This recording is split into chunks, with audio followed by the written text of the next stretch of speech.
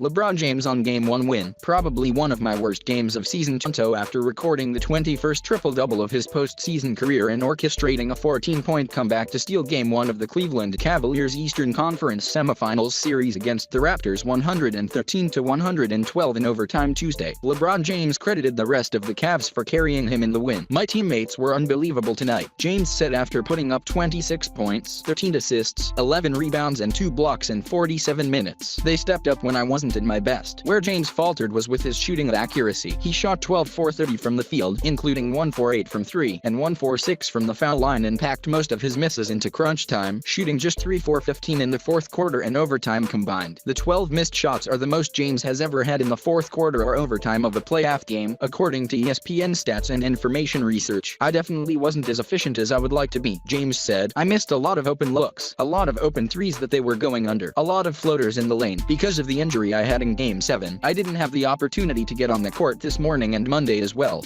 But at the end of the day, the only thing that matters is to try to get a win." James later characterized Game 1 against Toronto as probably one of my worst games of the season. That Cleveland got the win in light of James' off-night shooting was in stark contrast to the Cavs' 7-game series in the first round against the Indiana Pacers, when it took James averaging 41.8 points in the 4 wins to advance to the next round. The matchup against the Pacers was the 42nd playoff series of James' career and the first he had ever won without having a single teammate score 20 points or more in any of the games. That changed in Game 1 of his 43rd playoff series, as J.R. Smith scored 20 points Tuesday and 3 more Cavs players other than James reached double digits in Kyle Korver 19, Jeff Green 16, and Tristan Thompson 14. The Cavs supporting cast also made up for Kevin Love, whose playoff woes continued with a 7-point night on 3 for 13 shooting. "We've just got to keep chipping in as much as we can. He can't play Superman every night," Smith said of James. "He had some good looks, they just didn't fall. Kyle hit a big shot, Kev hit shots. It's our job to pick him up." Cavs coach Tyronn Lue also credited his team's balanced attack. "It means a lot to have 5 guys in double figures," Lue said. "Kevin and Bron shooting 15 for 43 are 2 all-stars. It just shows you that guys stepped up and played well." JR goes 5 for 6 from 3, a big 3 in front of their bench in overtime. "Guys got to continue to keep stepping up. That's what the playoffs are all about." Still, James had a tremendous impact by his mere presence. In the 6 minutes he rested, the Cavs shot just 2 for 13 as a team, 15%, as opposed to 28 for 59, 48% when he was in there, according to ESPN stats and information data. Cleveland's offense generated only 1 open look when James was out of the game, defined by a shot taken with no defender within 5 feet at the time of the attempt, and 17 open looks when he was on the floor. Furthermore, Cavs players shot 13 for 25, 52% off passes from James. Korver was asked if it was ever discussed among his teammates how James was taking on a disproportionate amount of the playmaking duties this postseason. "You know, this is how we play," Korver said. "LeBron has the ball and we play off of him. All right, we have to do a better job of when we kind of dug down is when the ball stops moving and bodies stop moving. As long as we do that, we usually find some shots and some looks. So, we got to help him out, right? He's playing a ton of minutes. He carries a big load. But this is how we play and it's not going to change." James made sure to share his appreciation. "I mean, they were phenomenal, man," he said. "Kev kind of struggled in the first half and Jeff picked him up. And then Kyle had his second half. Kev came back and had an unbelievable second half. He was just a monster on the glass." JR was consistent all game with his ability to shoot the ball. And Double T, once again, he just picked up right where he left off from Game 7, just being a monster that we've grown accustomed to over the last few years on the glass, making his free throws and giving us extra possessions. So, it was an all-around team win for us. Everybody contributed tonight, and we definitely needed it.